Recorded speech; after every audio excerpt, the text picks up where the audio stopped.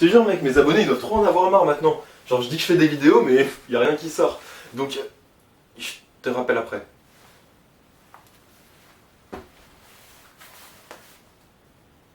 Je suis presque à l'heure. C'est bien? Salut les aliens! Alors aujourd'hui on se retrouve presque à l'heure pour un nouveau numéro des Ali Stories. Suite au précédent numéro, le personnage qui est sorti vainqueur, et j'en suis très content, c'est Hellboy. Alors qui est Hellboy?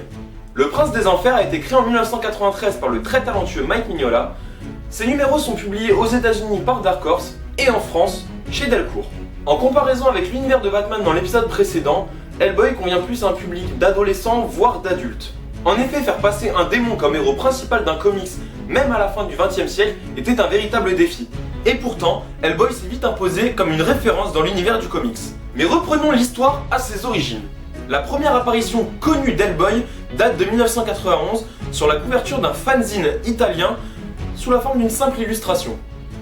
Et comme vous pouvez le voir, le Garçon des Enfers était loin de ressembler au Hellboy que nous connaissons actuellement. En effet, comme je l'ai dit précédemment, Hellboy, dans sa version finale, n'apparaît qu'en 1993 dans son premier récit, Les Germes de la Destruction. Ce récit où Hellboy apparaît en tant que personnage principal est dessiné par Mike Mignola en personne et scénarisé par John Byrne. Ce n'est qu'après ce numéro que Mike Mignola sera dessinateur mais également scénariste. Le personnage d'Hellboy, Anungun Rama pour les intimes, est le fils d'un démon et d'une humaine. Vu son arbre généalogique, Hellboy conserve ses cornes de démon, sa peau rouge et un appendice caudal. Une queue pour faire simple.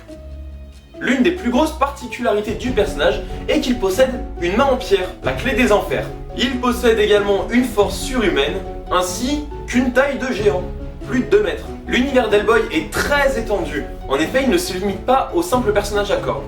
En effet le BPRD, The Bureau for Paranormal Research and Defense, le bureau de recherche et de défense du paranormal. Oui, j'avoue, je me la pêche, je parle bien anglais. Ce bureau se compose de créatures les plus spectaculaires les unes que les autres. On retrouve également d'autres personnages dans l'univers d'Hellboy, comme Lobster Johnson, Roger l'Homoncule et plein d'autres. Le monde fantastique de Mignola fait énormément référence à l'univers de H.P. Lovecraft. Donc ce monsieur qui était un écrivain du XXe siècle est principalement connu pour le mythe de Cthulhu. Il s'agit d'une créature humanoïde gigantesque qui possède des tentacules, une tête de sèche et des ailes. Le vrai bordel. Une sorte de dieu cosmique de la mort. Hellboy a eu droit à 2 films qui selon moi sont très bons et en plus réalisés par un de mes réalisateurs préférés, Guillermo del Toro. Ce dernier a réussi à retranscrire l'univers de Mignola avec son propre univers, ce qui rend quelque chose de vraiment magique. Et le personnage est interprété par Ron Perlman qui est selon moi vraiment magistral dans ce rôle, ça lui convient parfaitement. Notre démon rouge a également eu 2 séries à son nom, Le Sabre des Tempêtes et De Sang et de Fer. Actuellement 15 albums sont sortis chez Delcourt et je vous le conseille vivement. L'univers étendu de Mike Mignola a également eu droit à son univers des comics comme El Sapiens, BPRD, Sledgehammer, Frankenstein que je lis en ce moment qui est vachement bien et plein d'autres choses. Je pense avoir fait le tour de la question sur les origines du personnage.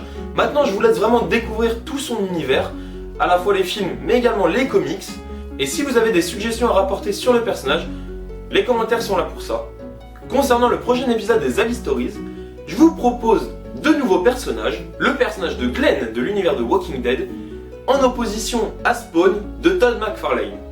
N'oublie pas de laisser un petit pouce bleu, ça fait plaisir, de laisser un commentaire, de partager la vidéo si elle t'a plu. C'est tout pour moi les aliens, je vous dis à bientôt pour une nouvelle histoire, et sur ce, je vous dis bonne découverte et bonne lecture. Tchuss!